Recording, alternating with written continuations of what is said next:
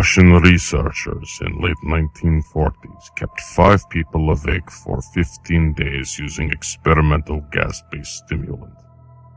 They were kept in sealed environment to carefully monitor their oxygen intake so gas did not kill them, since it was toxic in high concentrations.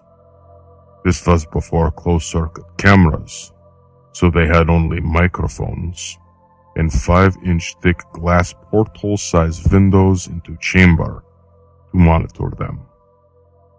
Chamber was stocked with books, cots to sleep on but no bedding, running water and toilet, and enough dried food to last all 5 for over 30 days.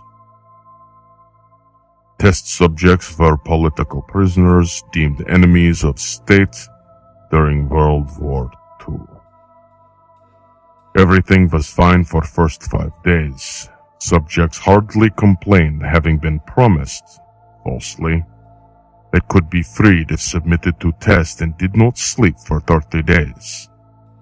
Conversations and activities were monitored, and it was noted that they continued to talk about increasingly traumatic incidents in past, and general tone of conversations took on darker aspect after 4-day mark. After 5 days, started to complain about circumstances and events that led them to where they were, and started to demonstrate severe paranoia. They stopped talking to each other and began alternately whispering to microphones and one-way mirrored portals. Oddly, they all seemed to think they could win the trust of experimenters by turning over comrades, other subjects in captivity with them. At first, researchers suspected this was effect of gas itself. After 9 days, first of them started screaming. He ran length of chamber repeatedly yelling at top of his lungs for 3 hours straight. He continued attempting to scream, but was only able to produce occasional squeaks. Researchers postulated that he had physically torn his vocal cords. Most surprising thing about this behavior is how other captives reacted to it, or rather did not react. They continued whispering to microphones until second of captives started to scream. 2 non-screaming captives took books apart, smeared page after page with their own feces, and pasted them calmly over glass portals. Screaming promptly stopped. So did whispering to microphones. After 3 more days passed, researchers checked microphones hourly to make sure they were working, since they thought it impossible that no sound could be coming with 5 people inside. Oxygen consumption in chamber indicated that all 5 must still be alive. In fact, it was amount of oxygen 5 people could consume at very heavy level of strenuous exercise. On morning of 14th day, researchers did something that they said they would not do to get reaction from captives. They used intercom inside chamber, hoping to provoke any response from captives they were afraid were either dead or vegetables. They announced, "We are opening chamber to test microphones. Step away from door and lie flat on floor, or you will be shot. Compliance will earn one of you your immediate freedom." To their surprise, they heard single phrase in calm voice respond, "We no longer want to be freed." Debate broke out among researchers and military forces funding research. Unable to provoke any more response using intercom, it was finally decided to open chamber at midnight on 15th day. Chamber was flushed of stimulant gas and filled with fresh air, and immediately, voices from microphones began to object. 3 different voices began begging, as if pleading for life of loved ones to turn gas back on. Chamber was opened and soldiers sent in to retrieve test subjects. They began to scream even louder than ever, and so did soldiers when they saw what was inside. 4 of 5 subjects were still alive, although no one could rightly call state that any of them in life. Food rations past day 5 had not been so much as touched. There were chunks of meat from dead test subjects' thighs and chest, stuffed into drain in center of chamber, blocking drain and allowing 4 inches of water to accumulate on floor. Precisely how much of water on floor was actually blood was never determined. All 4 surviving test subjects also had large portions of muscle and skin torn away from bodies. Destruction of flesh and exposed bone on their fingertips indicated that wounds were inflicted by a hand, not with teeth as the researchers initially thought. Closer examination of position and angles of wounds indicated that most, if not all of them, were self-inflicted. Abdominal organs below ribcage of all 4 test subjects had been removed, while heart, lungs, and diaphragm remained in place. Skin and most of muscles attached to ribs had been ripped off, exposing lungs through ribcage.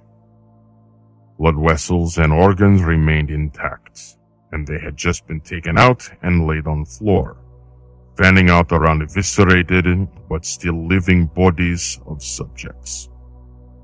Digestive tract on all 4 could be seen to be working, digesting food. It quickly became apparent that what they were digesting was their own flesh they had ripped off and eaten over a course of days.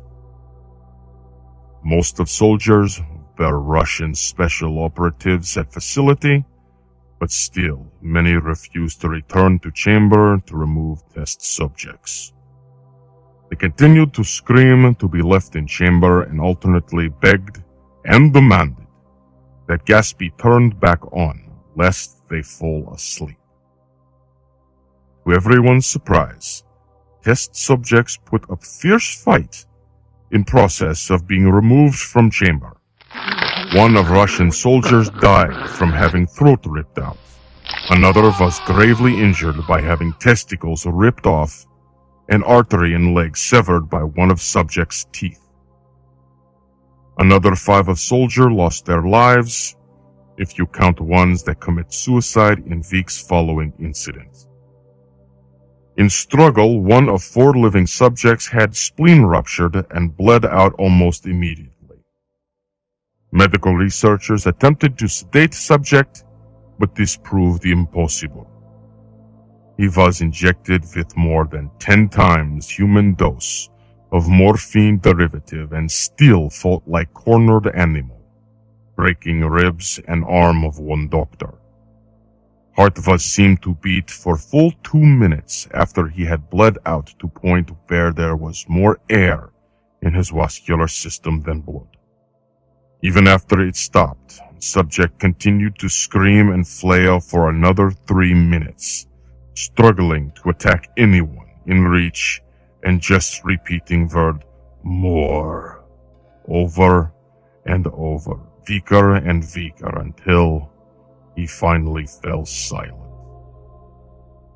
Surviving 3 test subjects were heavily restrained and moved to medical facility. 2 with intact vocal cords continuously begging for gas, demanding to be kept awake. Most injured of 3 was taken to only surgical operating room that facility had. In process of preparing subject to have his organs placed back within his body, it was found that he was effectively immune to sedative they had given him to prepare him for surgery. He fought furiously against his restraints when anesthetic gas was brought out to put him under. He managed to tear most of way through a 4-inch wide leather strap in one wrist, even through weight of 200-pound soldier holding that wrist as well. It took only little more anesthetic than normal to put him under. In an instant his eyelids fluttered and closed. His heart stopped. In autopsy of test subject that died on operating table, it was found that his blood had triple normal level of oxygen. His muscles that were still attached to his skeleton were badly torn and had broken 9 bones in struggle not to be subdued. Most of them were from force his own muscles had exerted on them. Second survivor had been first of group of 5 to start screaming. Since vocal cords were destroyed, he was unable to beg or object to surgery. He only reacted by shaking his head violently in disapproval when anesthetic gas was brought near him. He shook his head yes when someone suggested reluctantly they try surgery without anesthetic, and did not react for entire 6-hour procedure of replacing his abdominal organs and attempting to cover them with what remained of skin. Surgeon presiding stated repeatedly that it should be medically impossible for patient to still be alive. One terrified nurse assisting surgery stated that she had seen patient's mouth curl into a smile several times whenever his eyes met hers. When surgery ended, subject looked at surgeon and began to wheeze loudly, attempting to talk while struggling. Assuming this must be something of drastic importance, surgeon had pen and pad fetched so patient could write his message. It was simple. Keep cutting. Other 2 test subjects were given same surgery, both without anesthetic as well. Although they had to be injected with paralytic for duration of operation, surgeon found it impossible to perform operation while parents laughed continuously. Once paralyzed, subjects could only follow attending researchers with their eyes. Paralytic cleared their system in abnormally short period of time, and they were soon trying to escape their bonds. Moment they could speak, they were again asking for stimulant gas. Researchers tried asking why they had injured themselves, why they had ripped out their own guts, and why they wanted to be given gas again. Only one response was given. I must remain awake. All 3 subjects' restraints were reinforced, and they were placed back into chamber awaiting determination as to what should be done with them. Researchers facing wrath of military benefactors for having failed stated goals of their project considered euthanizing surviving subjects. Commanding officer XKGB instead saw potential and wanted to see what would happen if they were put back on gas. Researchers strongly objected, but were overruled. In preparation for being sealed in chamber again, subjects were connected to EEG monitor and had their restraints padded for long-term confinement. To everyone's surprise, all 3 stopped struggling the moment it was let slip that they were going back on gas. It was obvious that at this point, all 3 were putting up great struggle to stay awake. One of subjects that could speak was humming loudly and continuously. Mute subject was straining his legs against leather bonds with all his might, first left, then right, then left again for something to focus on. The remaining subject was holding his head off his pillow and blinking rapidly. Having been first to be wired for EEG, most of researchers were monitoring his brainwaves in surprise. They were normal most of the time, but sometimes flatline inexplicably. It looked as if he were repeatedly suffering brain death before returning to normal. As they focused on paper scrolling out of brainwave monitor, only one nurse saw his eyes slip shut at same moment his head hit pillow. His brainwaves immediately changed to that of deep sleep, then flatlined for last time as his heart simultaneously stopped. Only remaining subject that could speak started screaming to be sealed in now. His brainwaves showed the same flat lines as the one who had just died from falling asleep.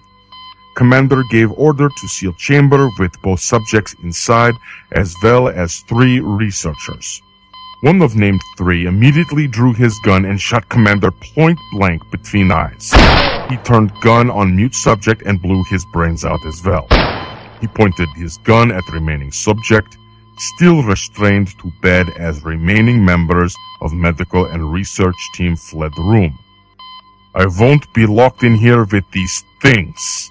Not with you," he screamed at man strapped to table. "What are you?" he demanded. "I must know." Subject smiled. "Have you forgotten so easily?" Subject asked. "We are you. We are madness that works within you all, begging to be free at every moment in your deepest animal mind. We are what you hide from in your beds every night. We are what you sedate into silence and paralysis when you go to nocturnal haven where we cannot tread." Researcher paused, then aimed at subject's heart and fired. EEG flatlined as subject weakly choked out. "So